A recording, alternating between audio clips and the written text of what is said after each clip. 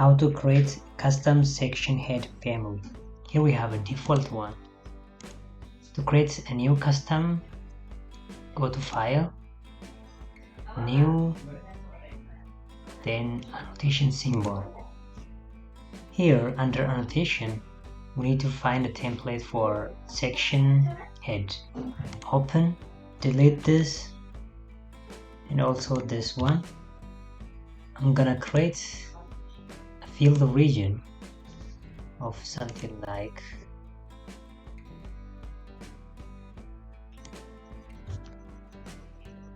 finish. Now I can load,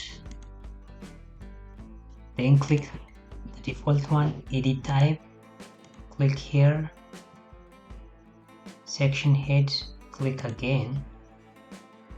Our new family is called family 2. Click OK, click OK. We have created something like this. You can cycle how it could appear, and also here.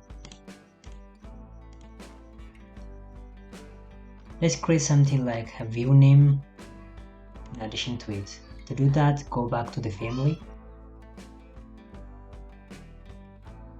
create label, click here. I just need view name. Click OK. Let's load.